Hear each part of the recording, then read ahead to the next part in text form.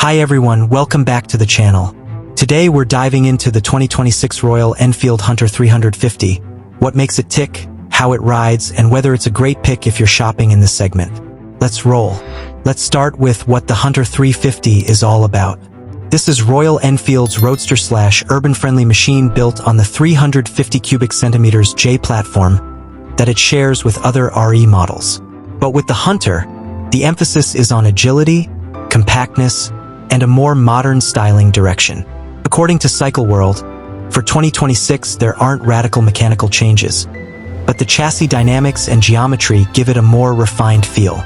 Now let's break it down feature by feature.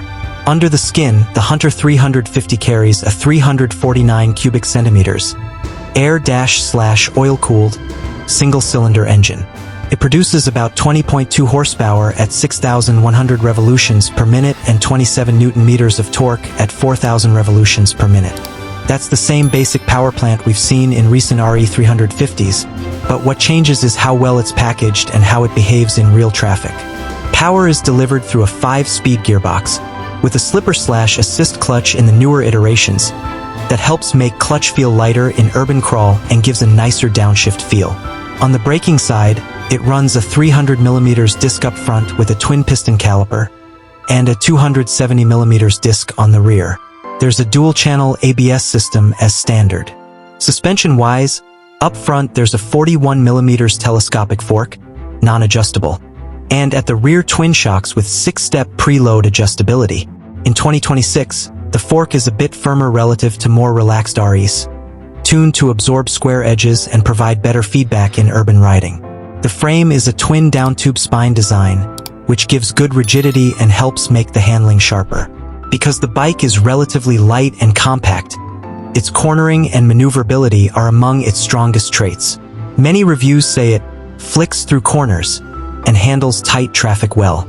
In terms of design, the Hunter mixes a retro and modern aesthetic. You get a round headlamp with LED lighting, muscular tank shapes, clean side panels, and a slightly minimal, no-nonsense look. The instrument cluster is a digital plus analog hybrid, an analog-style speedometer dial with a small LCD readout for trip, fuel, gear indicator, etc. In some markets, it supports RE's Tripper navigation pod as an accessory. Seat height is around 790mm, which keeps ground reach reasonable for many riders.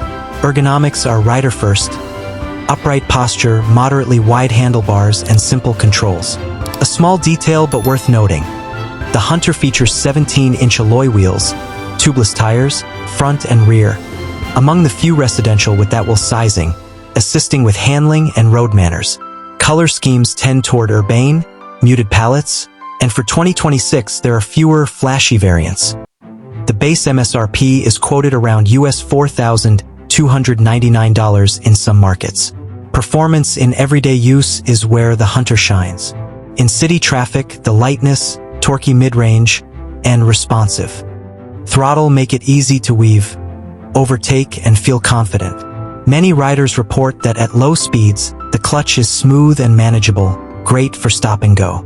On open stretches, it won't compete with high-end sports bikes, but it can cruise comfortably in the 80 to 100 km/h range, about 50 to 60 miles per hour, depending on wind, road, load, and gearing.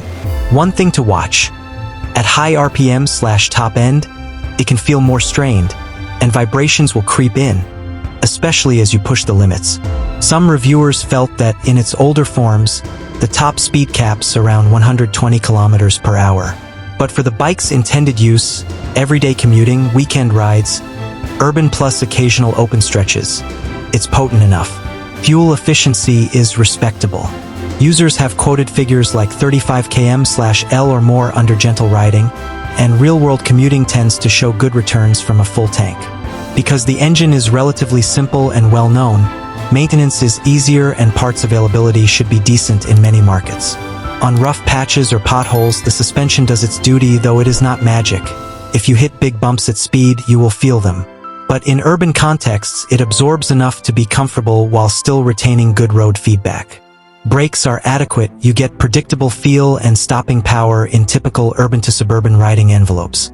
So, What are the unique selling points or key advantages of the 2026 Hunter 350? It offers modernized dynamics over bulkier classic 350s, sharper chassis, better agility, lighter feel. It retains the character and thump of the RE350 single, but with more manageable ergonomics for daily use. The integration of a slipper/assist clutch in newer versions improves usability in traffic and enhances control under downshifts. Its styling is a compelling mix of retro cues and roadster simplicity, which appeals to riders wanting something not too flashy but still distinctive. Good value for money. You get a full-featured 350 cubic centimeters bike with decent tech, ABS, LED lights, modern ergonomics, without paying for over-engineering. But it's fair to point out some trade-offs/limitations. It's not a performance monster. High speeds or sustained highway runs will push the limits of comfort, vibration, and wind fatigue. Suspension is decent but not adjustable beyond preload at the rear. Riders who want fully adjustable suspension may find it limiting. In certain markets, availability of spares, servicing, and dealer networks could affect ownership experience, depending on where you are. The simplicity of its engine means there's no liquid cooling, no high-tech ride modes, etc. So this is not a feature-laden motorcycle. It's about character, feel, and usability. In summary, if you're looking for a stylish, manageable 350 cubic centimeters bike that works well in city traffic, is fun enough for weekend rides, and gives you that Royal Enfield charm without becoming a burden, the 2026 Hunter 350 is a compelling option. It won't replace high-end sport bikes, but in its niche it delivers a strong balance of performance, design, and usability. Thanks for watching. Let me know in comments if you want a deep dive, engine teardown, comparison with classic 350 or others, etc. And don't forget to like, subscribe, and ride safe.